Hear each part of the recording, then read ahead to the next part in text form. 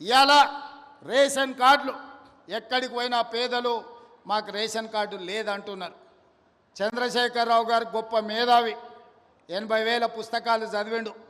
వాళ్ళ కొడుకేమో అమెరికాలో చదువుకున్నా అంటాడు. 80,000 పుస్తకాలు చదువుకున్న ఆయన కానీ అమెరికాలో కంప్యూటర్ చదివొచ్చిన ఆయనకు ఈ తెలంగాణ రాష్ట్రంలో ఉన్న పేదలకు రేషన్ కార్డు ఇవ్వాలనే కనీస జ్ఞానం లేదు. 10 ఏళ్ళు ఎదురు చూసిన రేషన్ కార్డులు ఇవ్వలే. అందుకే ఇవాళ ప్రతి గ్రామంలో ఉన్న పేదవాడికి రాష్ట్రం మొత్తంలో 30-40 లక్షల కుటుంబాలకి ఇవాళ రేషన్ కార్డులు లేని ప్రతి వాళ్లకు రేషన్ కార్డు ఇవ్వాలని మన ప్రభుత్వం నిర్ణయం తీసుకున్నది. రేషన్ కార్డు ఇచ్చిన ప్రతి వాడికి సన్న బియ్యం పంచే కార్యక్రమాన్ని కూడా మన ప్రభుత్వం తీసుకుంటుంది. ఇవాళ రేషన్ కార్డు అనేది పేదవాడి యొక్క గుర్తింపు. ఆధార్ కార్డు ఎట్లనో రేషన్ కార్డు కూడా అట్లనే. ఎక్కడికి పోయినా ఏమున్నా లేకపోయినా పేదవాడిని అధికారులు రేషన్ కార్డు ఉందా అని అడుగుతారు. మరి ఇవ్వాల్సిన అధికారులు గత ప్రభుత్వం 10 ఏళ్ళు రేషన్ కార్డులు ఇవ్వలేదు.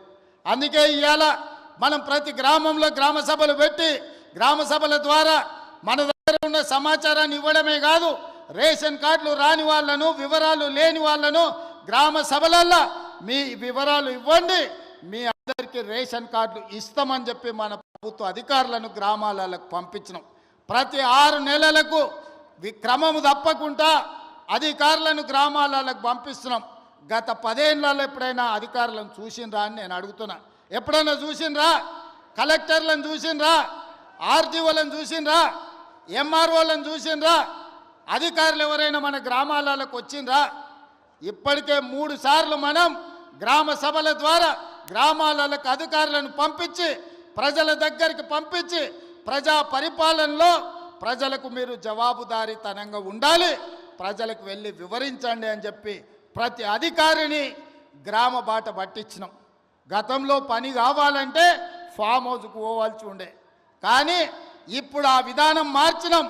ప్రజల దగ్గరికే అధికారులను పంపించినాం, ప్రజల దగ్గరికే ఎమ్మెల్యేలను పంపించినాం, ప్రజల దగ్గరికే మంత్రులను పంపించినాం, ప్రజల దగ్గరికే ఈరోజు ముఖ్యమంత్రి కూడా వచ్చిండు.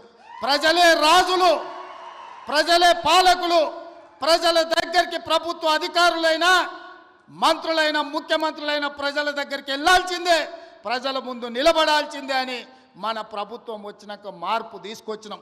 అందుకే ఇవాళ చీఫ్ సెక్రటరీ నుంచి మొదలు పెడితే రాష్ట్ర స్థాయిలో ఉన్న ప్రతి అధికారి, జిల్లా స్థాయిలో ఉన్న కలెక్టర్లు, హౌసింగ్, రెవెన్యూ అన్ని డిపార్ట్మెంట్ల అధికారులు ఇవాళ చంద్రవంచ గ్రామానికి వచ్చిన ఒక మారుమూల ప్రాంతంలో అంటే ఇది ప్రజల కోసం తీసుకొచ్చిన మార్పు, ఇది ప్రజా పరిపాలన. అంటే ఫామ్ హౌస్లో ఉండి గడీలలో బండి ఈరోజు 10 ఎకరాలలో భవంతులు కట్టుకొని పరిపాలన చేస్తామంటే కుదరదు.